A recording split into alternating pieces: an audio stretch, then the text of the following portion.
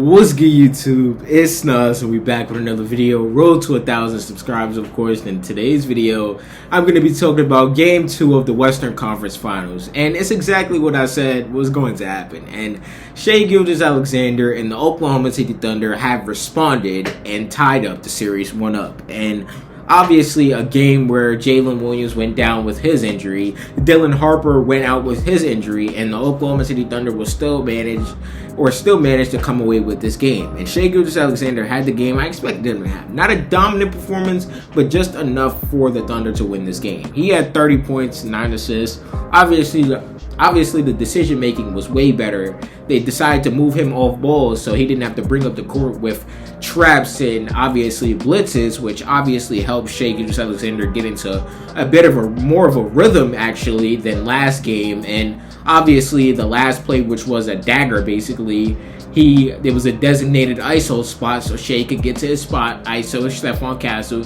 get to his push step back shot, and obviously it was money. And Chet Holmgren, he showed up in the second half, the third quarter. He only finished with 13 points, but 7 of them came in the third quarter when they really needed those buckets. Isaiah Hartenstein was actually playable tonight, but we got to be honest. Whether you're a Thunder fan, whether you're a Spurs fan, whether you're a basketball fan or not, Hartenstein was playing dirty as fuck tonight, and it was kind of crazy watching it. Like, there's a clip that's probably going to be circling around until Game 3, where Hartenstein deadass pulled Stephon Castle's hair down so he couldn't reach for the ball. I don't know if that's going to be obviously looked at by the NBA, but I don't know. But Hartenstein finished with 10 points, 13 rebounds. 9 of them, I'm pretty sure, were offensive rebounds. So, obviously, Hartenstein was playable tonight. Lu Dort, obviously, he started off the game strong. He got the Oklahoma City Thunder going, but he only played 16 minutes, 8 points. There's not really a necessary need for, obviously, Lu Dort. J-Dub, he only played 7 minutes, 4 points. His hamstring injury. He's been dealing with his hamstring all season, obviously. He missed the whole Lakers series because of that. He injures his second game back. I think at some point, do we say, like, why do you keep coming back? You're just being injured at this point. Just sit out for the playoffs. But obviously, this is the NBA. They're competitors. It's the playoffs. So that's obviously not going to happen. Alex Caruso continues his postseason greatness, I guess. Like, he had 17 points, 5 of 7, 3 for 4 from the 3, 5 assists, just making defensive efforts and obviously making sure everything goes the Thunder's way when he's in the game. And he's just really been impactful this series, and you can't deny it at all. Cason Wallace, 12 points. He had a good game. Stephon Castle could literally not dribble near him without getting a turnover. We're going to get to Castle's turnovers in a second because, my God, they need to be talked about. And obviously, A.J. Mitchell bounced back game, 10 points. Like, your bench gave you a lot tonight. Jerry McCain, 12 points, 4-14, but still got you those 12 points, 6 rebounds, 3 assists. And obviously, you're in a good spot. You wouldn't want to go down 2-0 against this Spurs team. And at some point, it looked like that during the night, but overall, I felt pretty comfortable watching this Thunder game and saying that the Thunder were going to come away with this win tonight. And I had no really doubts about it. But now you go into San Antonio, another hostile environment, not your crowd this time, and we get to see what you got. And I fully expect a Shai masterclass in one of those games. I don't know if it's going to be Game 3, but it's Game 4, but it's good for the Thunder to get on the boards in the Western Conference Finals. But next, talking about how the San Antonio Spurs lost this game. And I got to start off with Castle because he had a poster dunk. Like, on the offensive end, when you look at the box score, you're like, oh, okay, Castle played a decent game. And then you look at the turnovers, you're like, huh?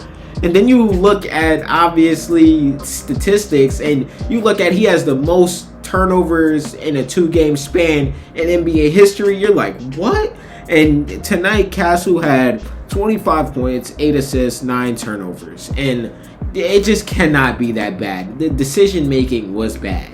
Obviously, a few turnovers where he looks careless with the basketball, and obviously a Thunder player comes out of nowhere and rips him. He had a few thrown out of bounds turnovers. My bad if y'all hear that. Like I said last video, and I decided to do that when I start recording. But you look at Castle tonight, and you look at Castle game 1. You're like, you're doing everything right but you're turning over the ball way too much. And that's why I say Castle is not a lead guard. Castle is not a point guard. He plays better complementary off ball in an off ball role. And that's where you miss Dylan Harper. You miss De'Aaron Fox, because you felt Dylan Harper's impact off the gates. Like, he's been the third best player in this series by far, and I don't think there's any doubting that. And hopefully Dylan's good to give it a go in Game 3. I don't see it happening. I do see De'Aaron Fox playing Game 3, but obviously, hopefully Dylan's good. In his 25 minutes, he had 12 points, 2 rebounds, 3 assists. Wemby really seemed to wake up in the second half. Like, the first half, it felt like Hartenstein was keeping him in check, but second half, my God. 21 points, 17 rebounds, 6 assists with 4 blocks, and another Wemby good game. And obviously, this series, nobody can guard him. Nobody really can guard him in the world. I'm trying not to glaze, but it's really hard when you're watching that giant do that shit tonight to the best team in the NBA. But obviously, the Spurs will have to bounce back. Devin Vassell, he had a great game, actually. 22 points, 7 of 14 from the field. Anytime, really, throughout these playoffs, Devin Vassell has came up clutch for the Spurs. And what I mean by that is, like, on the defensive end, I know y'all saw last game, like, obviously on the offensive end, it just seems like he has a timely bucket for every run a team makes. Devin Vassell will end up making a bucket to stop the bleeding, and that's what it feels like. Keldon Johnson, 10 points, 4 of 12 from the field. Not really a good game, but he had to fill in with Dylan Harper being injured. And obviously now this game for the Spurs side of things, you split the series, so you're not in bad shape. So obviously some people might overreact to game 2. Obviously a lot of people were going to look at the Castle turnovers, but you still put yourself in a position to win this shit, and you're still up 1-up.